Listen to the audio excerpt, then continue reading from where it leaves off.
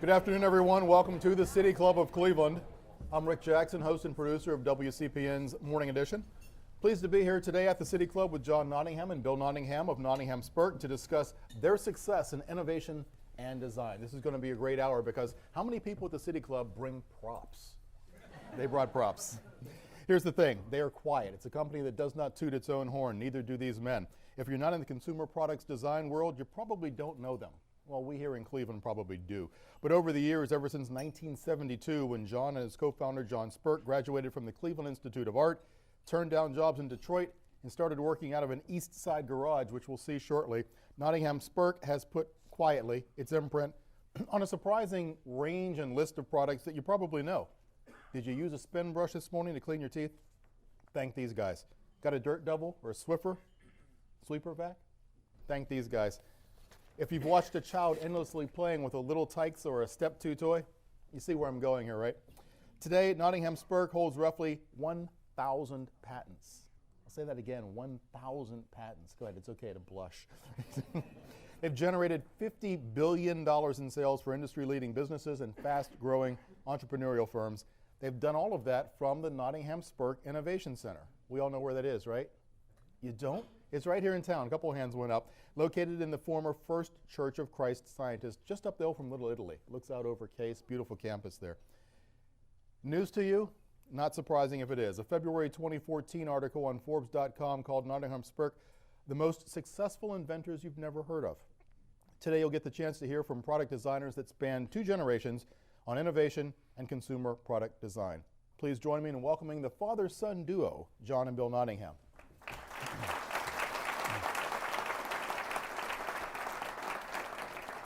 Let us get started. You've got in your hand, he's gonna walk us through some slides here. We're gonna talk about some of the things to get started to make this company what it is. But before we go there, give me a brief history. When you're sitting there in a garage all those years ago, did you ever envision this? Yes.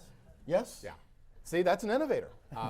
You know, you have to think it before you can do it. And when we were sitting in the garage, we knew we weren't going to be sitting in the garage forever. So we just didn't know which way it would go. But we just I'm not doing anything different today than I did back in the garage. The garage is up on screen behind you. Tell us about it. Where is it?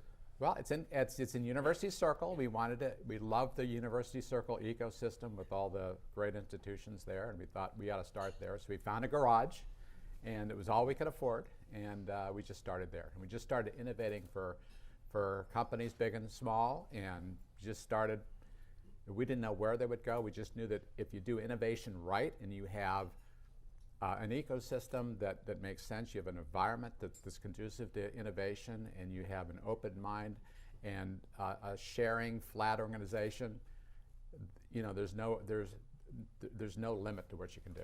I mean, if you think like if you look at the picture, it's 2 guys, and it started out as a collaborative spirit. If you think about that as the DNA of our company, I mean, that's really what we're all about. It's a culture of innovation that you have long fostered. How do you go about finding people that fit the mold that you yourself created? Well, you know, we're again, University Circle. You know, we have internship programs with the Cleveland Institute of Art, with Case Western Reserve, with the Weatherhead School, and you start there. And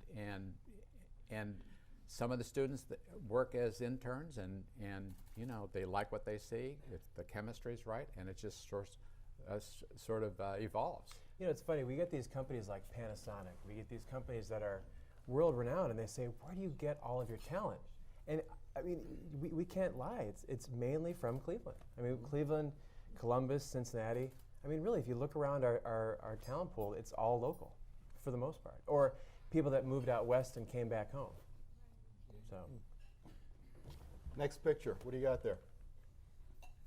Well, then we moved from the garage to what is now the alumni house for Case Western Reserve, and we were there for several years.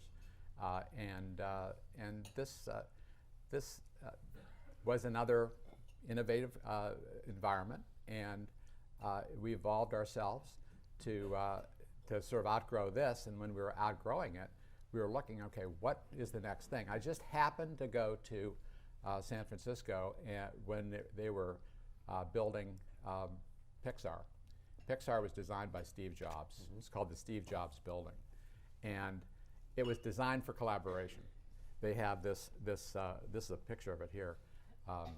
They have a central atrium with stacked floors around the atrium, and it's designed for people to bump into each other all day long and collaborate with each other. Yeah, because our theory is some of the greatest ideas don't happen in the meeting.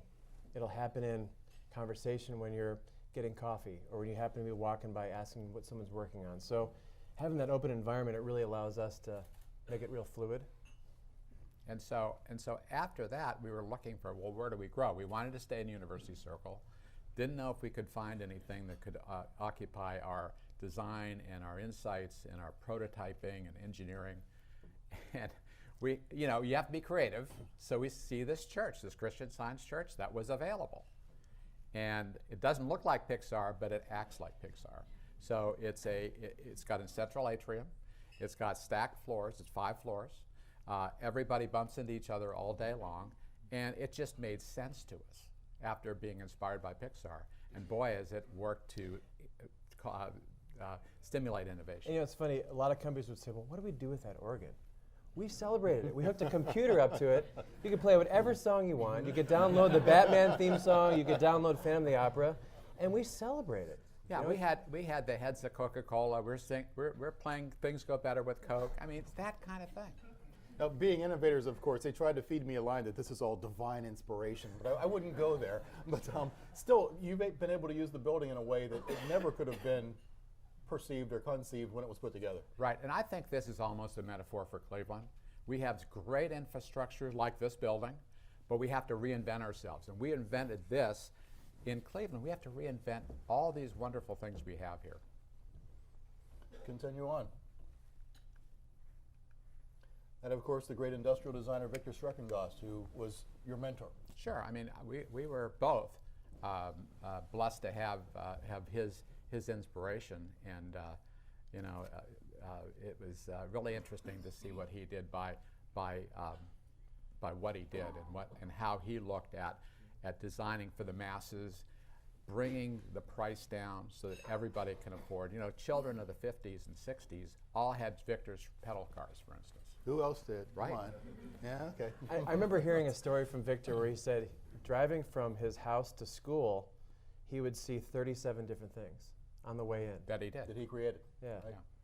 Yeah. And so those stories, I think that we sort of evolved from there and just sort of thinking about things. So when we had the opportunity to walk into a company called Rotodyne, when we first started, they were making bedpans for a hospital supply industry, and John and I looked at it and said, we don't want to cut our teeth on bedpans. What else can we do? And if you're real creative and you put wheels on a bedpan, it becomes a wagon. And that became, they were doing some toys at the time. We said, we want to do the toy part, not the medical part at the time. And Little Tykes grew from $1 million to $600 million before it was acquired. It's that concept that we've kind of been refining over the years we call creative collisions. You think about two completely opposite things like a bedpan and a wagon, and just you put them together. Think about how many things you could pull that don't make any sense, but they can create something truly new. And so that kind of philosophy of just experimentation has really kind of been throughout the years. Mm-hmm. Sure. Vic was one of Cleveland's favorite sons. Really, none of this could have happened without the guidance that he gave you. What lessons do you carry even today that came through that man? Well, I think it was just his inspirational attitude. I mean, at 100 years old, he was still thinking about creating things. You were at the 100th birthday party.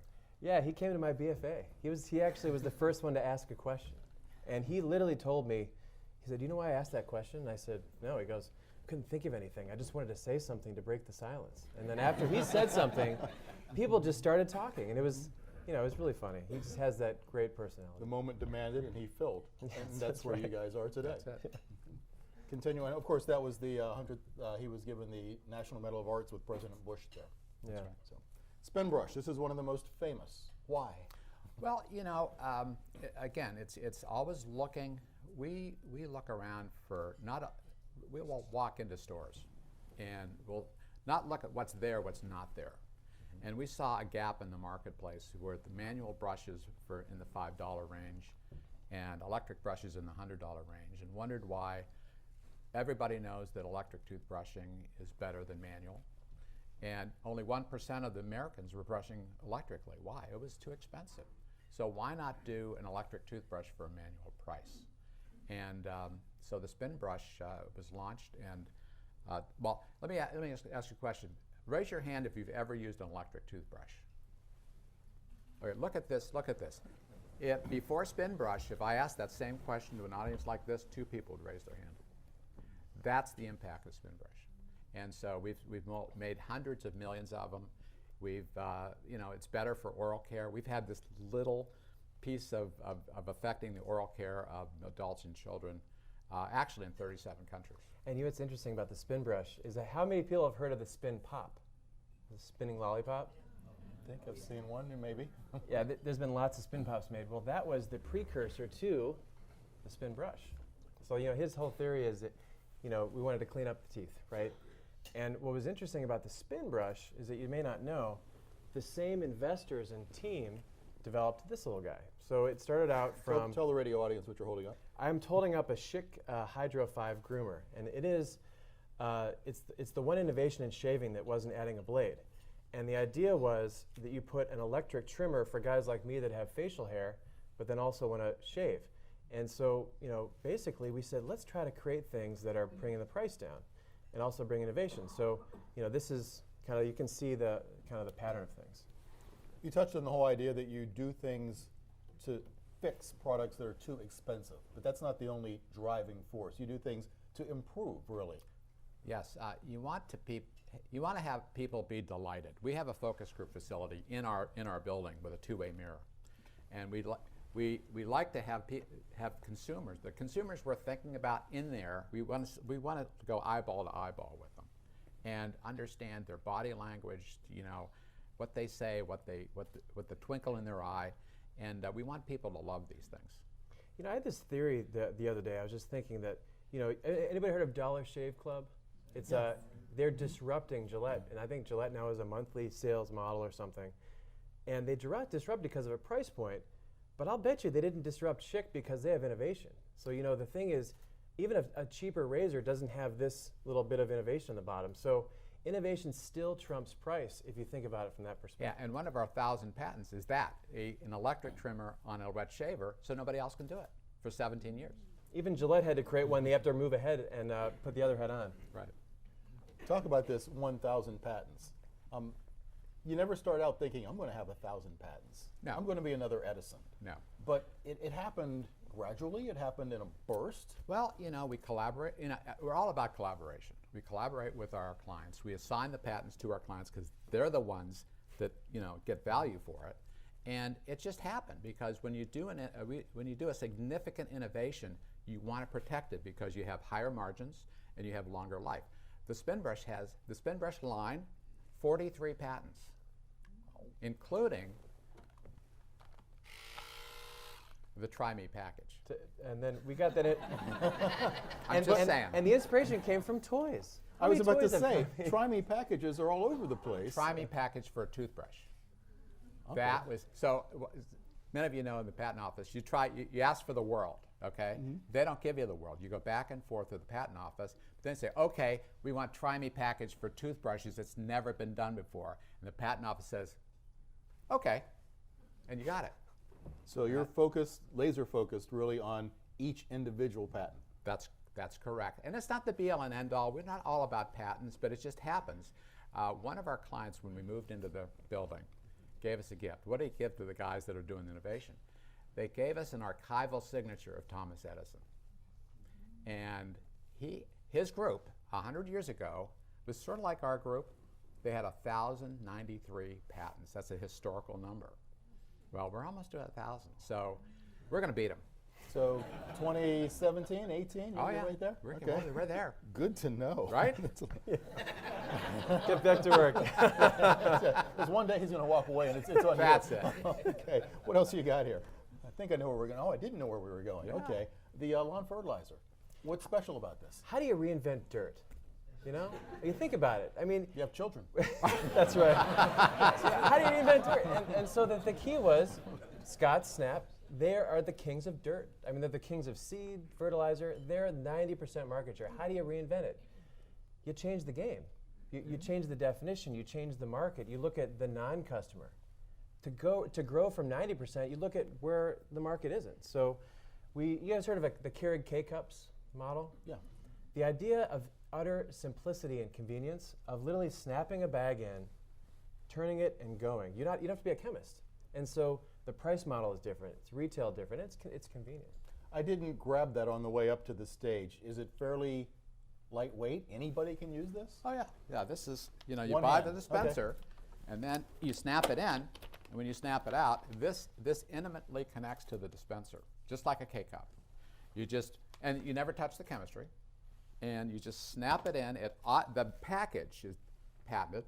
Automatically adjusts the dispenser for the right spread, automatically, because the consumer in the focus group says, I don't want to be a chemist. I don't want to be looking at instructions and dialing this thing. I just want it to be mindlessly convenient.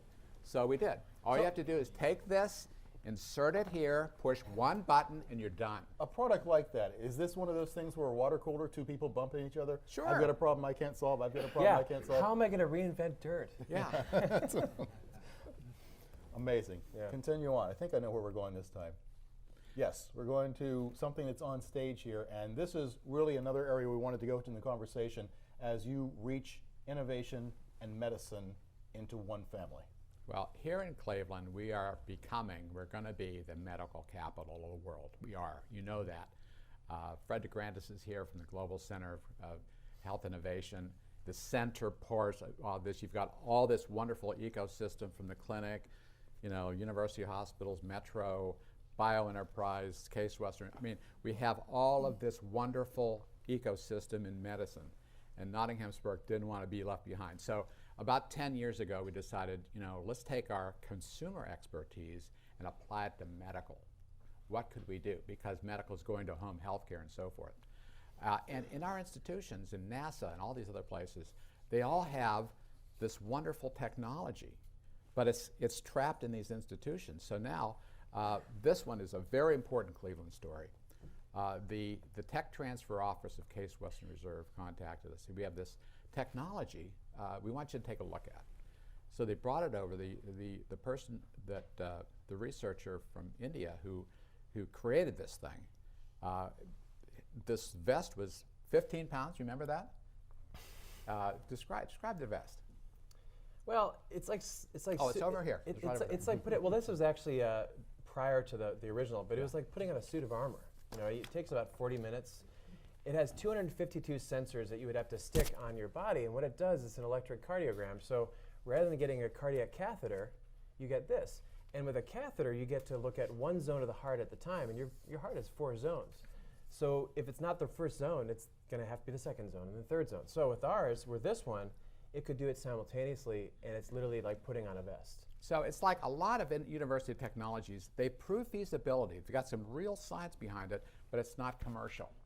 And major companies, it's too early stage for that. So what happened was there was an LLC company was created to have this to develop this technology. We took it from 15 pounds to a few ounces. The patient puts it on. It's non-invasive, so it doesn't hurt the patient at all. And those cardiologists gets this wonderful 3D information. Yeah. Here's the big news. This LLC company was acquired by Medtronic this year for $93 million cash, plus a 3-year earnout. So Case Western Reserve and the stakeholders of this company have benefited, but importantly, now Medtronic has a foothold in Cleveland. And imagine what that means. So that's the kind of thing that we're thinking about. Tell me more about the whole idea of medicine coming in, though. You want to make this the world center, and we're pretty darn close as it is. We are. But how does a hospital come to you and say, we've got an idea that needs tweaking? Does a company like a Medtronic come to you, or are you seeking them out? It comes from both directions. Large companies, major companies. The CEO of Panasonic came to Cleveland to visit us for a day from Japan because he heard about us. It actually made the papers in Japan. Yeah, we got from one of our contacts out there sent us a scan of the paper. We didn't know what it said, but we saw Nottingham Spirk in there somewhere. And Cleveland also.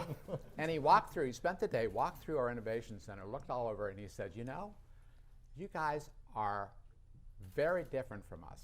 And I'm going, where's he going with this? We want to learn from you. That's the CEO of the world's largest electronic company. The CEO of Walmart visited us after he made a presentation at the City Club. The past 3 CEOs of Home Depot have visited us for a day, trying to understand, get their arms around innovation. So it works both ways. It works from the technology transfer up to the major corporations, starts with the major corporations into, I call it big to small to big. Big companies have real challenges creating breakthrough things. They can do core innovation, they can't do breakthrough innovation, and they'll privately admit that. They got to go big to small, maybe us or maybe some collaboration, back to big again. The magic that Cleveland has is we have these hospitals that are creating best practice. So you've got this excellent content. Then you've got the people that are innovating. So the fact that you get a best practice in heart in all of those things, you can't copy that. You know. But you got to bring the price down. Yeah. You've got to make it commercial. You guys obviously big Cleveland boosters and Big time. supporters. What can we do to learn as a city, learn as individuals who live here from the things that you do? Embrace our strength. Let's stop whining about what happened in the past. There's a great quote from Steve Jobs. Don't worry about the past, let's invent something new. Let's not worry about, oh, the steel jobs are going. Well, okay, it's going to happen. I heard someone say once that the common question they get from visiting Cleveland is, why are you in Cleveland? They always say that. And so, and we love that because we say, well, let me tell you why. Yeah. Why aren't you? Why aren't you in Cleveland? Yeah, And so I remember there was a recruiter that said, I've got 2 problems with Cleveland. 2 problems with Cleveland. My second problem is getting him to come to Cleveland. My first problem is getting him to leave. So that tells you everything. We under-promise and over-deliver, but now we have to really embrace our strength. Let's just celebrate our strength. We have strengths in Cleveland that nobody else in the world has. Think about it. Yeah, it is. Kind of interesting. We were talking on the phone about a week or so ago before we started this, and one of you made the comment that it seemed like we needed the GOP convention to come here to start push. yeah, we shouldn't have to wait for an RNC to get everything done. I mean, you think about it, let's just get it done and move on to the next one. There's no reason why we can't just do it now. And so that's kind of our methodology. Let's just do it. Yeah. Now, intellectual property is the most valuable property. Just ask Bill Gates. And it's all about brain power. It has nothing to do with natural resources. And so we have more brain power in Cleveland per capita than almost anybody I know. And so look at the University Circle. Is there a more remarkable square mile on the face of the planet? I don't think so. And what it's done in the last 10 years is remarkable. Yes. So, got a question though. As we sit here and think about drawing people to Cleveland, to University Circle, the web gets bigger and better each and every day. Right. People don't necessarily need to be here, but we want them to be. How do you deal with that? Well, we're all about collaboration and an ecosystem. And you're right, you don't have to be here. But this is sort of a focus. This is why it's important for us to be the medical capital. That has tentacles all around the world globally. It's funny, we were talking in the room prior to this, and Dan brought up an interesting question. He said, can you help me fix email? Email is one of the biggest problems. You know what it is? It's being in one location and collaborating in person. Right. That's how you fix it. Yeah. You work in the same room. You work in an open environment. That way you don't have to email people to get things done or set up a meeting. Yeah. You just go over their desk. And there's new things about Cleveland. ThinkBox at Case Western Reserve is something that's game-changing. Anybody in the community can walk into ThinkBox and have something made. Anybody. I mean, for free. what's amazing, it is a public institution. Yeah. You just got to have an idea and a plan, and the ability to use the machines because it's pretty, they're pretty complicated machines. But you present your idea and do it, and then you just get it done. And tell them what was your part in helping put this together. Well, I'm on the board of the ThinkBox, and so last week I was at the Consumer Electronics Show, And Case Western Reserve was the largest presence of any university in the world at that show. They had 11 student booths. One of the startups particularly was called EveryKey. If you haven't heard of it, look at it. But you know, they were the highlight of the show. And no other university had anything, really, to speak of. And so you think about it, they're looking at the future in technology and they're being entrepreneurial. And so what I'm excited about is it's a place to just get it done. And so, you know, basically it's right down the hill. They modeled their model like ours. It's a vertically stacked building, and it's all around the process. Each floor is very important for every start of the process. It's all about collaboration. So they just benchmark what we did. And speaking of another institution, you know, our alma maters, the Cleveland Institute of Art, have a wonderful new building that you know, interestingly enough, brought the whole school together. You know, our model of being in one building, they used to be in two, now they're in one. And so really the concept of this singular environment as opposed to offices all around the world, it really is special because you can there's no more efficient meeting than in the room together. So. You had an advantage, you had Dad, and you kind of targeted your life going this way from high school through college and CIA. Are there people out there that need to know about this, that need to come to CIA, that need to come and work for Nottingham Spirk, that just don't know it yet? How do we push Cleveland, push University Circle, push you to the world? Well, you know what's great is people need to know about these places. They need to stretch out. You know, the fact that I was so impressed with the Consumer Electronics Show last week that Case really put that stance in, because it's one of the biggest shows in the world. You know, there's people all around that come through, and you know, Stanford wasn't there, MIT wasn't there. I mean, think about it. And so the thing is, you put your content out there rather than talking about it. Show them your great work. And there's another thing. We're involved with Great Lakes Biomimicry that has a program with the University of Akron and some other institutions talking about the concept of biomimicry, and a PhD fellow program that's unique in the world. We just have a PhD fellow that Nottingham Spirk is sponsored from Portugal, and 25 other Cleveland organizations have sponsored these fellows, and Sherwin-Williams sponsored a fellow that's studying spiders and how they change color without pigment. Well, that's pretty interesting, isn't it? Yeah. You could take that and run with it. That's right. Maybe we will. That's right. That's a great idea. I wanted to talk about the fact that it's also a family business, the two of you, but there are two generations of Spirks, too. That's true. It's a two-family business, which is really kind of unique. So there's John and I started the company. We've done nothing else since, and you know, we're in it for the long haul. So you've never had a boss? Nope, never had a boss. And there's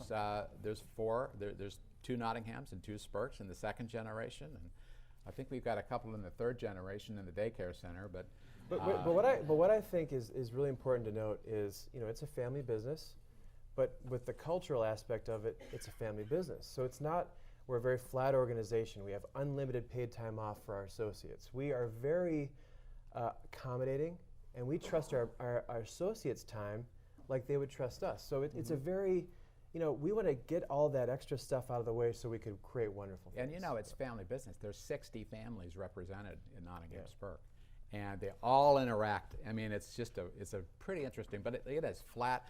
We bump into each other. We don't wear it on our sleeve. You know, we look at, you know, we have creative sessions every week, almost every day. And everybody joins in, and it's, you know, it's an ecosystem that just lets ideas flow. There's one of the things in a creative session is there's no bad ideas. Think about it. When there's no bad ideas, you're just free to come up with an idea, and they could be game changing. Mm-hmm. That's awesome. I have to stop and It take is a awesome. Yeah, It is. awesome. I'm not. I mean, got why nowhere not? else to go. It's You just know, awesome. Yeah. Want to see something else awesome? Okay. Another I awesome? got to take a break quickly, but go ahead and show me awesome. This is awesome. This is, you know, everybody loves Transformers. I love toys, you know, but you know, it's awesome when you can collaborate with a company like MTD, and you know, has a lot of great CIA graduates that work there. Jeff Kachera is leading their design group, a classmate of mine, and we really created this partnership where we were just going back and forth constantly. And we created the Transformers of Yard Care. And it's because we worked together that really made it wonderful. So You have one motor, and you can snap on a lawnmower module or a snowblower module or 15 other things that are coming out. It's game-changing, and we collaborated with Lowe's to launch it, and MTD or Troy-Bilt became the Innovator of the Year at Lowe's this year. Could you get Michael Bay to make a movie about your Transformers? We could. can you imagine it like? No, that's not. That's it. Okay. Today at the City Club of Cleveland, we're enjoying a Friday forum featuring John Nottingham and Bill Nottingham of Nottingham Spirk. We encourage you to organize questions for our speakers now, and we remind you that your questions should be brief and to the point. If you're joining us via our radio broadcast or webcast, would like to tweet a question, please tweet it at the City Club, at the City Club.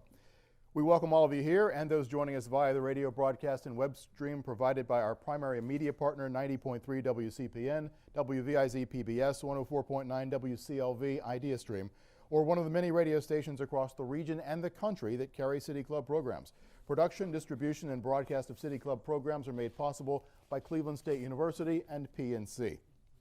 Be sure to join us next Friday, the 22nd of January, as the City Club welcomes Anna Eleanor Roosevelt, CEO of Goodwill of Northern New England and the granddaughter of President Franklin D. Roosevelt and First Lady Eleanor Roosevelt, for a discussion about the importance of creating second chances for people who want to work. For more information about our upcoming and past forums, please visit us online at cityclub.org. Today's forum is part of the Business Leader Series sponsored by Huntington Bank, Fredonia, Meaden and Moore, Falls Communications, Cleveland Magazine, Life Bank, and Level 7. We thank all of them for their support, or our support. Our community partner for today's forum is the Cleveland Institute of Art. Thank you for support as well. Lastly, we welcome students from Gilmore Academy and Notre Dame Cathedral Latin High School to today's forum. Student participation is made possible by the Mary Jane Spar and Charles E. Spar Charitable Trust. Will the students please stand and be recognized?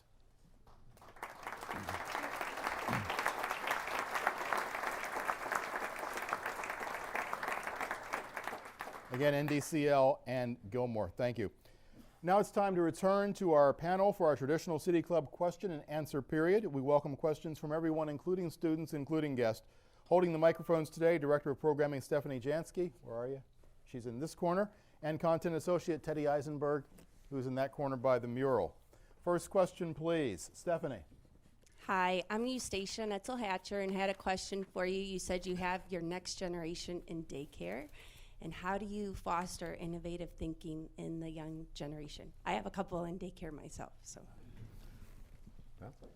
Well, you know, both of our children are at Montessori school, and it's very hands-on learning, and it is amazing. I mean, how they've been learning, and you know, my wife is very involved with really helping. We both work very close with them to allow them to experiment and try things, and. Every Saturday we go to the art museum and have classes there. It gives me a great excuse to walk around and, you know, just try things, experiment, I guess, and not say that won't work, you know? And if you can think of your home and your environment as an open place for innovation for your children, they're going to make mistakes, but embrace the mistakes. You know, let's, you know, think, you know, if they scribble outside the line, that's okay. Just embrace it. Just let it happen and just have a very free, it'll just evolve. I've felt that I've evolved my whole life, and I continue to. John, can you think of a mistake that led to something great? Everything great has had mistakes. See him light up? Oh my God. I never make mistakes. Of course. Mistakes are part of the creative process, but you learn from them. In fact, you learn more from mistakes than you do from success. Think about it. We'll put that on a wall somewhere. Yeah. Thank you. Teddy. Could you please talk about the role of international talent both to you and to Cleveland? Well, you know, again, we are in a global economy, and it works both ways. And right now at Nottingham Spirk, we interact globally. We've been around the world, all over the place. How many times have you been to around the world? Yeah, you know, we had a great partnership with Unilever, and I always laughed because every meeting was like the meeting of the UN. I mean, it was everybody from a different country. I mean, you know, we have a wonderful designer that we just hired who's from Beijing. Our biomimicry fellow, you know, came in first time in America, From Cleveland. Portugal? Yeah, and but you know, it is a global economy, and you got to understand their culture. So when the chairman of Panasonic came, they had his assistant come the day before to prepare us for how to treat him and show him around. You know, I knew the card thing, but you know, they wanted to make sure they knew where everybody was sitting the day before. So you have to be aware and accommodating to those Yeah, things. you have to be aware of the cultural issues, and you have to be very sensitive, because you know what works for us doesn't work around the world. We're very blessed here, but 40% of the world's population has to carry water from a village to their home for an hour. Think about that. And they typically do it on their head. Well, we looked at that and said, you know, is there a better way to use sort of a Victor Schreckengoss principle? And we said, well, what, if you have to carry water, you're not going to change that anytime soon. Well, what's the best way of carrying, you know, 5 or 10 pounds of water? On your back. So we invented a water backpack that ergonomically, contains the water, but we did it for $3. And we did a soft launch in Haiti, and now it's going around the world. I would imagine your bigger problem was distribution rather than actually creating the item. That's correct. And what we did is we found an organization that had worldwide distribution and used the scraps for the material. Just like Victor Schreckengoss used the scraps to create those pedal cars that you had, yeah. was scrap from a fender from a Model T. Did you know that? I didn't know that. And that's how they got the metal for free, because it was scrap.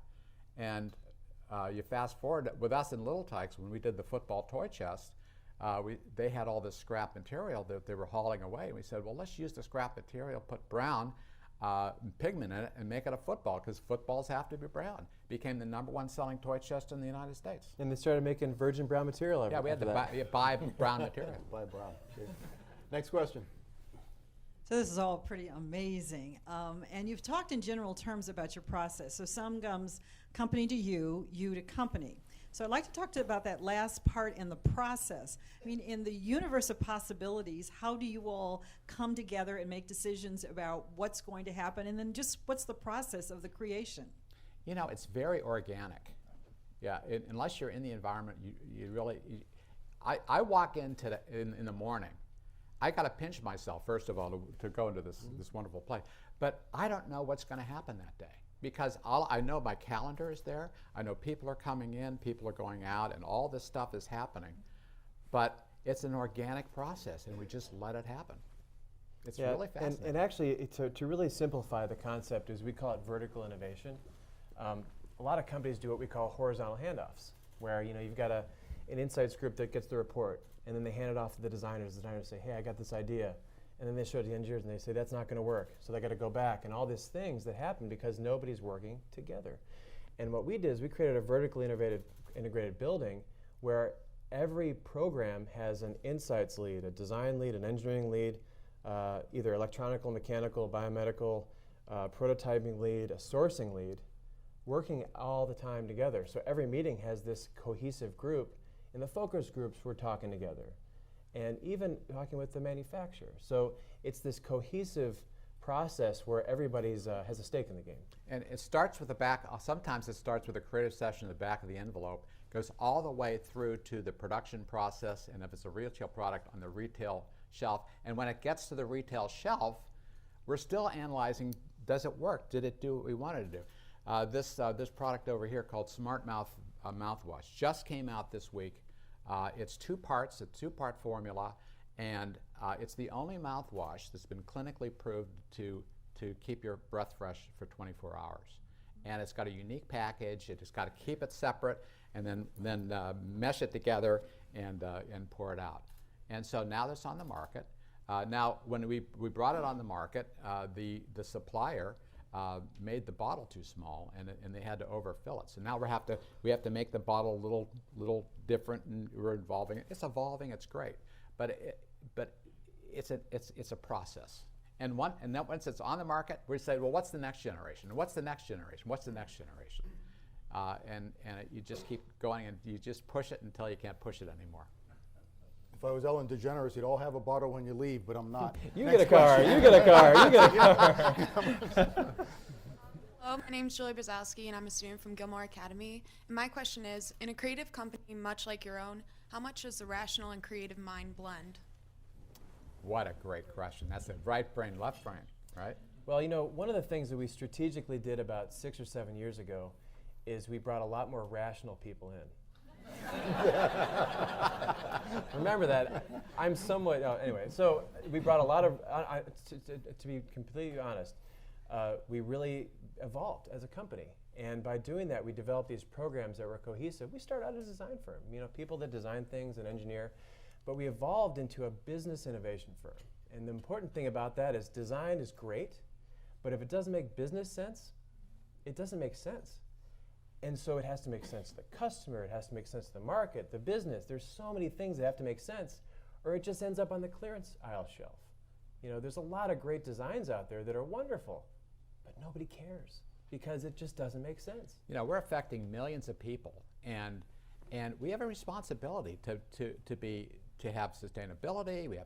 They should be affordable, and people should love them and use them, right? Yeah. Next question. Hi, Lev Gonik from One Community. First, thanks for everything that you folks do, not only here in town, but you're one of our great ambassadors around the world. I was also at CES, and I was blown away, 150,000 of us, proud of what Case Western Reserve did. Noticed that the French and the Israelis actually had hundreds of companies under their banner, and maybe next year we can organize a Cleveland, not just a Case Western Reserve activity with the city and other innovators in the area. The question is, what can we do to leverage the core strengths of our legacy environments here that you've already mentioned to actually begin thinking about products that are about connected devices? All the stuff that we saw at CES, Fitbits for our health, or Nests for our environmentals at home. What are the things that you think that not only you are working on, but the rest of our ecosystem and innovation can draw on the strengths of our manufacturing heritage to innovate in this new economy? Thanks. You know, data is king. I mean, data makes business sense. That's value. And when you create something that generates data over time, it just gets stronger because the data gets much more, you know, focused. You have more data, you get more information. And so we're a company that started out as the things. We created the things. Well, we're getting into the Internet of Things. We've two of our associates are formerly of Progressive, and they developed their online software as well as their mobile apps. And I think the key is Cleveland is wonderful. And you know, I tell you what the other thing is too. The Internet of Things means nothing unless you have good content, if you have good reason for being. And we have the knowledge here, the brains, the PhDs in biomimicry, the doctors, the surgeons. That content you can't duplicate easily because it takes time. So when we can create this ecosystem of service, product, content, knowledge, patents, that involves a lot of companies because not one company can do it by itself. And I love your idea of creating a Cleveland. I'll be in on that. That'll be great. I Sign them up. One of the things that's interesting is the CTA, the Consumer Technology Association, runs the CES. Gary Shapiro, who's the president, has been to our office. We're in his book, Ninja Innovation. And many of those people are involved in public policy. You know how when you open your iPad when you get in and you can keep it on when you land? They did that. And I said, Gary, thank you. But a lot of those people are coming here for the RNC because it's policy. So there's a lot of things we could do. Capture these minds that are coming in from all over the world in July. Let's get something started so that we can be prepared for next January. I'm about to head out to South by Southwest. That is a city, Austin, that has embraced technology and community. They brought people because of the great concerts, and then, oh, by the way, there's this amazing technology. So we got to spin it. We got the rock and roll capital of the world. Why aren't we doing a rock and roll tech conference? I'm actually joining the Technology Advisory Board of the Rock and Roll Hall of Fame. And I think there's some interesting things there. So, You heard it here first. Teddy. Hello, my name's Mike from Transfer Express. And as a graphic designer myself, I know it can be kind of strenuous every day to be creatively thinking day after day. how do you foster that process, day after day, year after year, of continuing to be creative and foster that creative thinking? You got to be relentless. It's like working out. The gym is the most packed on January 2nd. We all see it. And then in March, it's like, there's nobody there. So you got to keep going. Innovation is not a thing we do on Thursday. It's a thing you do your whole life. You wake up, I know that we do. We wake up in the morning and you think about creativity and you live creativity, and it's not an event, it's a process, and just embrace it. I innovate. I'm more passionate today than I was even back in the garage. And you got to know when to turn it off too. Take it from my wife. You got to have a shut-off valve because you'll burn out. And so the idea is you got to have a balance. You got to have a home life. You got to get sleep. You got to focus, and you got to collaborate. There's the only way you can do it, because if you try to do it all, you just will burn out. Have you lost great ideas because it came to you at 3:30 and you said, I'm not walking over to the iPad? No, I wake up at 3:30 and start working. I get up and I look at the scribble on my iPad, and I don't know what I said, but I kind of remember. Well, because the kids are asleep, the wife's asleep, and I can do whatever I want. I can figure something out. I got time. Yeah. But you got to remember to get sleep. That's the biggest thing. Hi, Nick Casteres from Esports Q, a small startup in Cleveland in the esports space. My question would be for you, John. In the earlier years, what challenge or obstacle was near game ending? How did you overcome it, and how would you say that that impacted your philosophy moving forward? I look at challenges totally opposite, not as something that limits. I love challenge. It almost makes me better. Like I said before, you learn more from challenges, more from adversity than you don't learn anything from success. You learn it all from challenges, and overcoming the challenges it's like a wonderful thing when you get over it. So and it will, it's just a matter of time, and you just break through. You believe in yourself, and you don't stop, and just embrace it. It's part of the process. A great story of a challenge actually dealt with this. And we call it a soft launch. You start with a minimum viable product, the MVP. And if you set your expectations to a limit that's achievable, it's all relative. It doesn't have to be a blowout success. When we were selling this at Heinen's stores under the Dr. John's brand, it didn't have a replaceable head. It was very simple. And interestingly enough, Arm & Hammer toothpaste started becoming popular. And my sister Rachel was using it, and all of a sudden the bristles fell out. And you think if it was a P&G product, there would have been a huge recall, there would have been news, but it was just Dr. John's. So luckily we found that out, rejiggered the plastic to prevent that from happening. So there's always things that can happen in a soft launch. Two things happen in a soft launch. Everything is great, not usually the case, or there's some issues. Well, you have the issues, you bring it back just like we did this, you change the issues, and then you try another soft launch, and now everything's good. Now you scale it up. It's that simple. And you know what? If you always do that, you'll never fail on the big scale. You may fail on the small scale, but you won't fail on the big scale. I know there was a company that came out with a lawn and garden product that they didn't do the soft launch. They did a nationwide launch. It was this wonderful thing. It was in all of the Lowe's and Home Depot stores. It was a lawn fertilizer thing, liquid, and the good news is it's sold out. The bad news is they got 70% of them back because they leaked. That's a problem. Try and fail, try and fail, try and fail works if you have capital. What if you're a startup, you really only have the funding to go once, maybe twice? Well, we were in a garage, and you crawl before you walk before you run, and just keep on going. I think the key is you've got to network. There's this one speaker I heard at a conference, and she wrote a book. I can't remember her name, but it's called Your Net Worth is Your Network. And I think the key is you got to network, you got to network, you got to network, and you got to make friends. You got to keep in touch. You got to build the relationship. And I'll tell you, there's money to find out there. And if you don't have it, find it. Yeah, that's all there is to it. You have to have good content.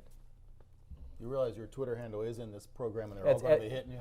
Yeah, at bnottingham.com, or at B Nottingham, or Bill Nottingham, whatever. Where are we? Next question. I'm Fran Balkin, and I'm here with the Cleveland Institute of Art Group. My question is, I agree that the Think Box is an amazing resource for Cleveland. How do you interact with them, and do you see that as your competitors?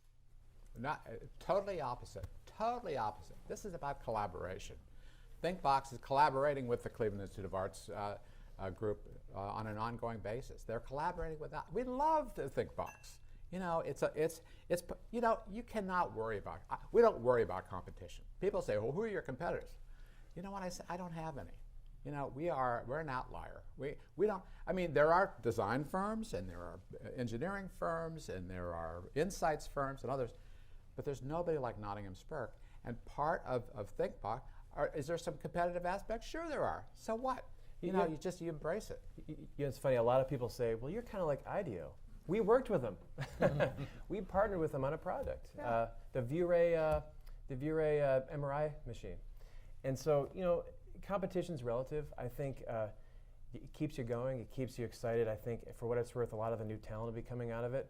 And I love it because if I knew back when I was at CIA that they had something like that, I'd be over there all the time. And so I think that, you know, it keeps you going. You got to turn it totally upside down. You know, imagine a business owner like me. Of all the concerns I have, not one of them is about competition. I never think about competition. I always think about charging forward. You talk about collaboration. Are there groups or people who come to you and say, "Oh, I want to work with you," and you say, "No, we don't want to go there. It's the industry. It's the people." Are there reasons you turn people away? Culture. You know, I think it all depends on your mindset. You know, it's like any good business. If the management is off, then it's not going to go anywhere. It has to be the right culture. It's got to be the right mindset. It's got to be realistic. You know, it's got to make business sense. And it's got to be open to innovation. Yeah. You know, and open to the issues of innovation, and just have an open mind to let it flow. Out in the wall there. You guys have alluded to the continuum of innovation and commercialization. Is there an example where you've been beaten from a speed to market perspective, or your clients or partners have been beaten on an idea? And how do you mitigate that risk in partnership with them as you go along that path? It happens all the time, and you know, it's part of this. It's part of the system.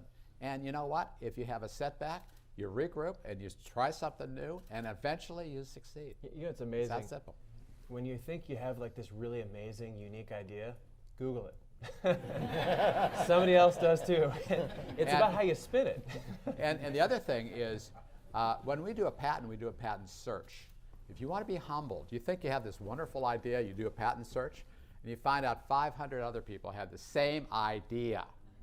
So then you drill down and look at the claim language, and you really think about how you can do it. We got 1,000 patents, and you know, that's pretty good. Yeah, I mean, it's all about price point. It's all about business. I mean, it has to make sense to the customer. Can they afford it? Does it work? Is it reliable? And if something out there is successful, guess what? It may not be successful next year. Something else is going to take its place. You know who it's going to be? Us.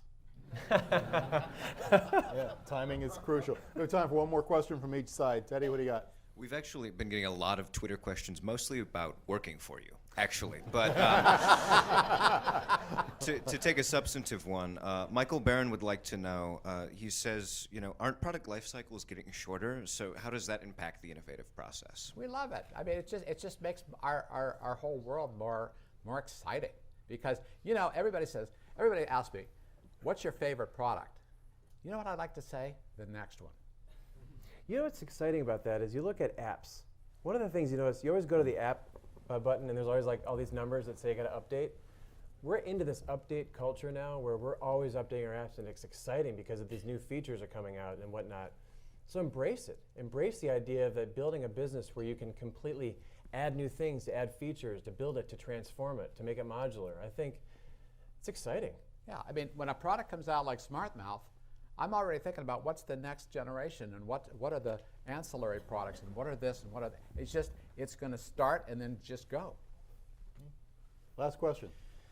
We always hear that when a business is relocating, Government has to provide all manner of incentives and tax breaks and what have you. So my question is, when you selected the church as your site, how important was it to you? And I'm not asking what incentives you got, but how important were any incentives that were offered to you? You know, that's a very good question, because we did get historical tax credits, and we did get support from the city and the state. I mean, we had a lot of great support from this community, and we were very grateful for it. And we bought it anyway. We would have done it anyway. It would have been harder to do it that way. So we love the support and the continuing support we get from this community, and we're part of this ecosystem. Tell them about the efficient meetings that you had to go through. Was it 2 days? Oh boy! I mean, I mean, seriously. The city made it very easy for us to get zoning and just smooth the way through. It was really a pleasant process. John, I'll let you have the last word. What would you want people to walk away from here? Love Cleveland. Cleveland has an inferiority complex that is not deserved. Cleveland has to embrace our assets and build on those assets, and there's no limit to how well we can grow. Thank you both.